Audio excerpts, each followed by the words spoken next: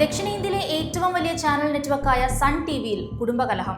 Sun നെറ്റ്വർക്കിന്റെ ഓഹരികൾ അനധികൃത വഴികളിലൂടെ കലാനിധിമാരൻ സ്വന്തമാക്കിയെന്നാണ് സഹോദരനും DMK MPയുമായ ദയാനിധിമാരന്റെ പരാതി. കലാനിധിമാരനും ഒപ്പമുള്ളവർക്കുമെതിരെ മുൻ കേന്ദ്രമന്ത്രി കൂടിയായ ദയാനിധിമാരൻ ലീഗൽ നോട്ടീസ് അയച്ചിട്ടുണ്ട്. വിവാദം വാർത്തയായതോടെ സൺ TV നെറ്റ്വർക്കിന്റെ ഓഹരി വിലയും ഇടിഞ്ഞു. 1993 കലാനിധിമാരനാണ് സൺ TV നെറ്റ്വർക്കിന്റെ തുടക്കമിടുന്നത്. മാരൻ കുടുംബത്തിനും തമിഴ്നാട് മുൻ മുഖ്യമന്ത്രിയായിരുന്ന കരുണാനിധിയുടെ കുടുംബത്തിനും ഓഹരി പങ്കാളിത്തമുള്ള കമ്പനിയായിട്ടായിരുന്നു തുടക്കം. 2006 കമ്പനി ഓഹരി വിപണിയിൽ ലിസ്റ്റ് ചെയ്തു. പിതാവിന്റെയും കരുണാനിധി കുടുംബത്തിന്റെയും കൈവശമുണ്ടായിരുന്ന ഓഹരികൾ കലാനിധി തന്ത്രപൂർവ്വം കൈവശപ്പെടുത്തിയെന്നാണ് പരാതി.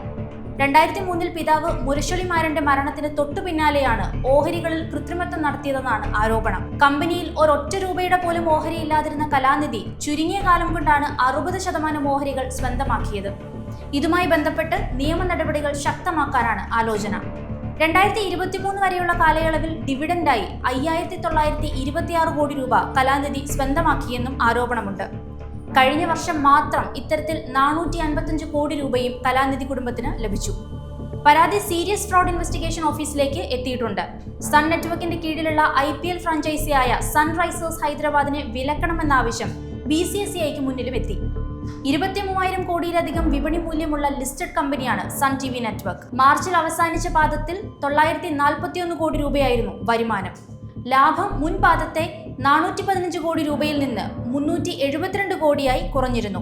2024-25 സാമ്പത്തിക വർഷം വരുമാനം 4015 കോടി രൂപയും ലാഭം 1704 കോടി രൂപയുമാണ്. മുൻ വർഷത്തേക്കാൾ വരുമാനത്തിലും ലാഭത്തിലും കുറവുണ്ടായി. വിവാദത്തെ തുടർന്ന് ഓഹരികളിൽ 3%-ലധികം കുറവുണ്ടായി. ദയാനിധിയുടെ ആരോപണം പ്രൈവറ്റ് കമ്പനിയായിരുന്ന കാലത്തെ 22 വർഷം മുമ്പത്തെ പഴഞ്ചൻ സംഭവമെന്ന് സൺ TV സ്റ്റോക്ക് എക്സ്ചേഞ്ചിൽ അറിയിച്ചു. കുടുംബകലഹം വ്യക്തികാര്യങ്ങളെന്നും വിശദീകരണം.